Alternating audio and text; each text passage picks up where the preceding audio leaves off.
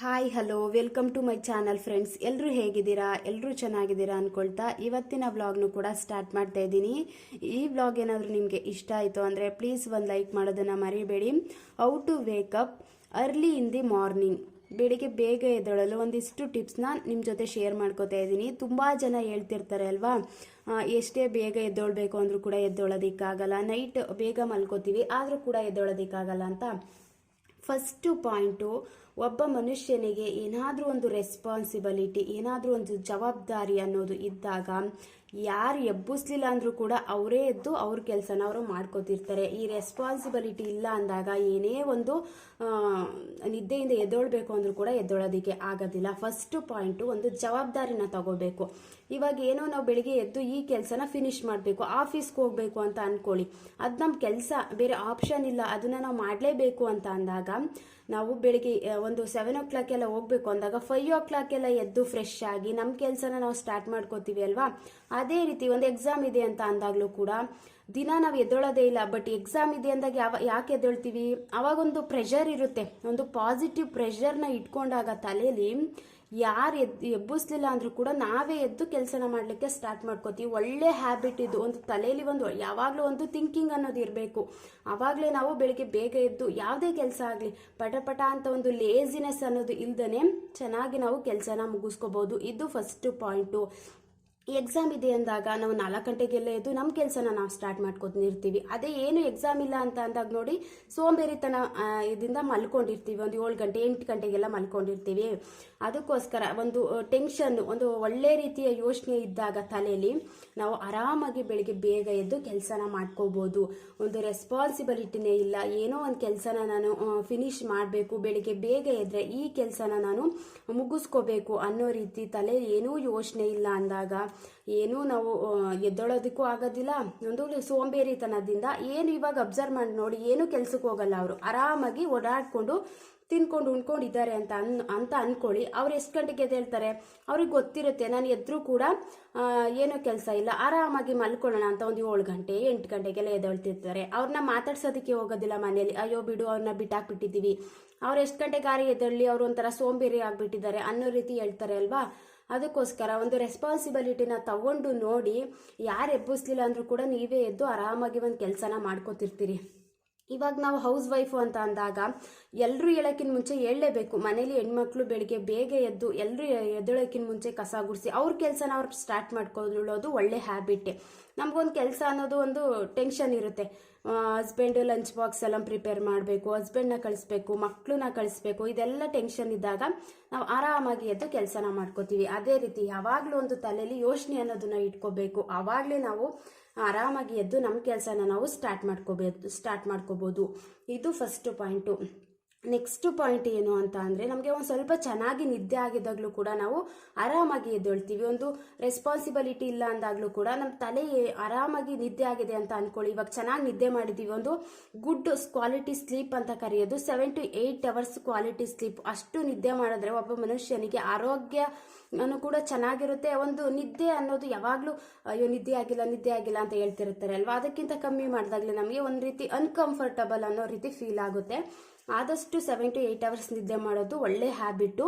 ನಾವು ಈ ರೀತಿ ನಿದ್ದೆ ಮಾಡಬೇಕು ಅಂದರೆ ಅದ್ರ ಎಸ್ಟರ್ಡೇ ನೈಟ್ ನಾವು ಒಂದು 7 o'clock ಎಲ್ಲ ಡಿನ್ನರ್ನ ಕಂಪ್ಲೀಟ್ ಮಾಡ್ಕೋಬೇಕು. ನಾವು ಯಾವಾಗ ಈ ರೀತಿ ನೈಟ್ ಊಟನ ಬೇಗನೆ ಮುಗಿಸ್ಕೋತೀವಿ, ನಾವು ಬೇಗನೆ ಮಲ್ಕೋತೀವಿ. ತುಂಬ ಜನ ಒಂದು 10 ಗಂಟೆ 11 ಗಂಟೆಗೆಲ್ಲ ನೈಟ್ ಡಿನ್ನರ್ನ ಮುಗಿಸ್ಕೋತಾರೆ. ನಾವು 10 ಗಂಟೆಗೆ ಊಟ ಮಾಡಿದ್ರೆ ಮಲ್ಕೊಳ್ಳೋಷ್ಟರಲ್ಲೇ 11 12 ಗಂಟೆ ಆಗೋಗ್ಬಿಡುತ್ತೆ. ಅದರಲ್ಲೂ ಮಧ್ಯದಲ್ಲಿ ಸ್ವಲ್ಪ ಫೋನ್ ನೋಡೋದಾಗಿರ್ಬೋದು, ಈ ರೀತಿ ಎಲ್ಲ ಮಾಡಿಕೊಂಡು ಒಂದು 12 ಗಂಟೆಗೆ ಮಲ್ಕೊಂಡ್ರೆ ಮಾರ್ನಿಂಗ್ ಟೈಮ್ ನಮ್ಗೆ ಎದ್ದೇಳೋದಕ್ಕೆ ಆಗೋದಿಲ್ಲ. ನಾವು sleep first, wake up early morning. ನಮ್ಮ ನಿದ್ದೆ ಯಾವಾಗ ಚೆನ್ನಾಗಾಗಿದೆ ಅಂದಾಗಲೇ ಅಲ್ವಾ ಎದ್ದೇಳೋದು. ಆರಾಮಾಗಿ ನಾವು ಯಾವುದೇ ರೀತಿ ಟೆನ್ಷನ್ ಇಲ್ಲದೇ ಫ್ರೆಶ್ ಮೂಡಿಂದ ಎದ್ದೇಳ್ತೀವಿ.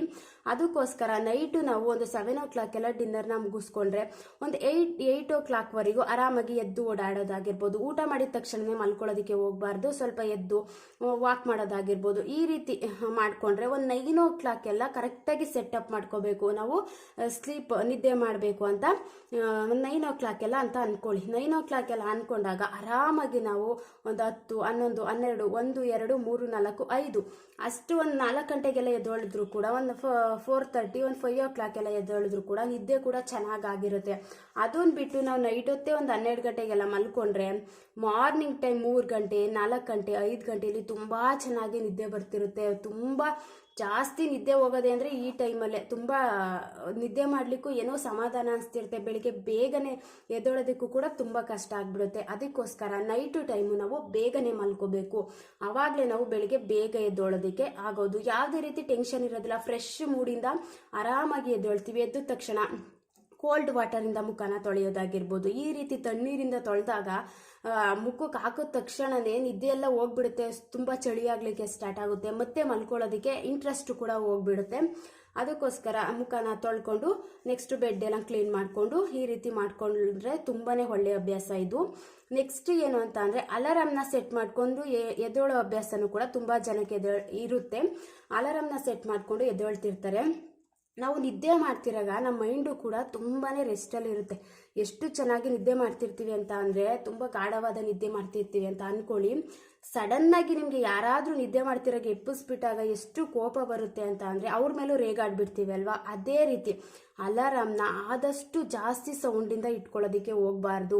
ನಿದ್ದೆ ಮಾಡ್ತಿರ್ಬೇಕಾದ್ರೆ ನಮ್ಗೆ ಯಾವಾಗ ಸೌಂಡು ಜಾಸ್ತಿ ಅಲಾರಾಮ್ ಸೌಂಡ್ ಬರುತ್ತೆ, ನಾವು ಸಡನ್ನಾಗಿ ಅದನ್ನು ಆಫ್ ಮಾಡಿಬಿಟ್ಟು ಪುನಃ ಮಲ್ಕೊಬಿಡ್ತೀವಿ. ಕೋಪ ಬಂದ್ಬಿಡುತ್ತೆ, ಅಯ್ಯೋ ಇಷ್ಟೊಂದು ಜೋರಾಗಿ ಬಡ್ಕೊಬಿಡ್ತಾ, ಇಷ್ಟು ಬೇಗ ಬೆಳಕಾಗ್ಬಿಡ್ತಾ ಅನ್ನೋ ರೀತಿ ಆ ಟೈಮಲ್ಲಿ ಅನಿಸ್ಬಿಡುತ್ತೆ ಅಲ್ವಾ. ಅದಕ್ಕೋಸ್ಕರ ಅಲಾರಾಮ್ ಸೌಂಡ್ನ ಆದಷ್ಟು ಕಡಿಮೆ ಇಟ್ಕೋಬೇಕು, ಸ್ಲೋ ಆಗಿ ಇಟ್ಕೋಬೇಕು.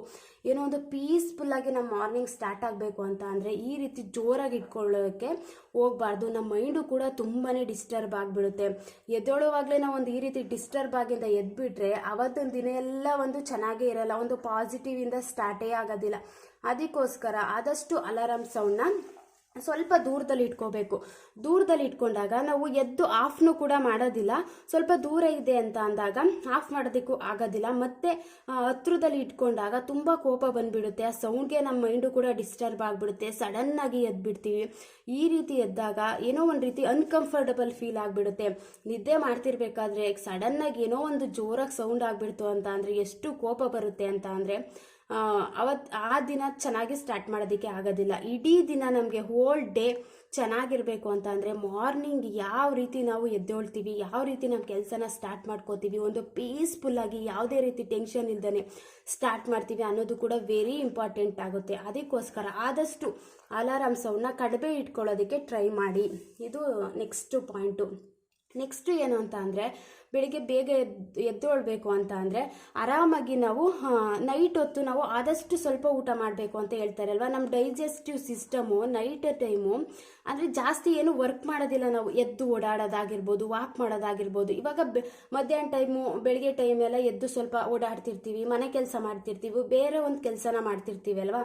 ಬಟ್ ನೈಟ್ ಟೈಮ್ ನಾವು ಆರಾಮಾಗಿ ಮಲ್ಕೋತೀವಿ ಅಂದಾಗ ನಮ್ಮ ಆರೋಗ್ಯಕ್ಕೂ ಕೂಡ ತುಂಬಾ ಒಳ್ಳೆಯದು. ತುಂಬ ಲೈಟಾಗಿರುವಂಥ ಡಿನ್ನರ್ನ ನಾವು ಮಾಡೋದು ತುಂಬ ಒಳ್ಳೆಯದು. ಜಾಸ್ತಿ ತಿಂದ್ಬಿಟ್ಟು ಮಲ್ಕೊಳ್ಳೋದಾಗಿರ್ಬೋದು, ಜಾಸ್ತಿ ಊಟ ಮಾಡಿದ್ರೆ ತುಂಬ ನಿದ್ದೆ ಬರುತ್ತೆ. ನೈಟ್ ಟೈಮ್ ಆದಷ್ಟು ಕಮ್ಮಿ ಊಟ ಮಾಡಿ ಅಂತ ಹೇಳ್ತಾರೆ.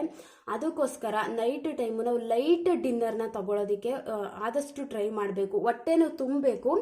ಈ ರೀತಿ ಇವಾಗ ತುಂಬ್ದಂಗೂ ಇರಬೇಕು, ಮತ್ತು ಹೊಟ್ಟೆನೂ ಹಸಿವಾಗಬಾರ್ದು. ವೆಯ್ಟ್ ಕಮ್ಮಿ ಆಗೋದಕ್ಕೂ ಕೂಡ ತುಂಬಾ ಹೆಲ್ಪ್ ಮಾಡುತ್ತೆ.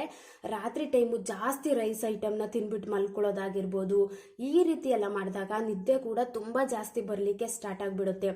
ಆದಷ್ಟು ನಾವು ಲೈಟ್ ಡಿನ್ನರ್ನ ಪ್ಲ್ಯಾನ್ ಮಾಡಿಕೊಂಡಾಗ ಬೆಳಿಗ್ಗೆ ಬೇಗ ಎದ್ದೊಳ್ಬೋದು. ಹೊಟ್ಟೆ ಯಾವಾಗ ಹಸಿವಾಗ್ತಿರುತ್ತೆ ಆವಾಗಲೇ ನಮಗೆ ನಿದ್ದೆ ಅನ್ನೋದು ಕರೆಕ್ಟಾಗಿ ಬರ್ತಿರಲ್ಲ. ಅಬ್ಸರ್ವ್ ಮಾಡಿ ನೋಡಿ, ತುಂಬ ನೈಟ್ ಟೈಮು ಒಬ್ಬೊಬ್ಬರು ಊಟ ಮಾಡ್ತಾನೆ ಮಲ್ಕೊಬಿಟ್ಟಿರ್ತಾರೆ ಅಂತ ಅಂದ್ಕೊಳ್ಳಿ. ಅವ್ರು ಹೇಳ್ತಿರ್ತಾರೆ, ನಾನು ನೈಟು ಊಟ ಮಾಡ್ತಾನೆ ಮಲ್ಕೊಬಿಟ್ಟಿದ್ದೆ, ನನಗೆ ನಿದ್ದೆ ಚೆನ್ನಾಗಿ ಮಾಡೋದಕ್ಕೆ ಆಗಿಲ್ಲ, ನನಗೆ ಮಧ್ಯರಾತ್ರಿ ಎಲ್ಲ ಎಚ್ಚರ ಆಗ್ತಿತ್ತು ಅಂತ ಹೇಳ್ತಿರ್ತಾರೆ ಅಲ್ವಾ.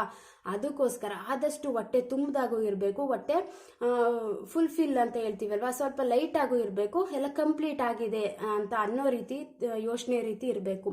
ಆದಷ್ಟು ನಾವು ಲೈಟ್ ಡಿನ್ನರ್ನ ಮಾಡೋದು ತುಂಬ ಒಳ್ಳೆಯ ಅಭ್ಯಾಸ. ಆವಾಗಲೂ ಕೂಡ ನಾವು ಮಾರ್ನಿಂಗ್ ಟೈಮ್ ಎದ್ದು ಆರಾಮಾಗಿ ನಮ್ಮ ಕೆಲಸನ ಮಾಡ್ಕೋಬೋದು.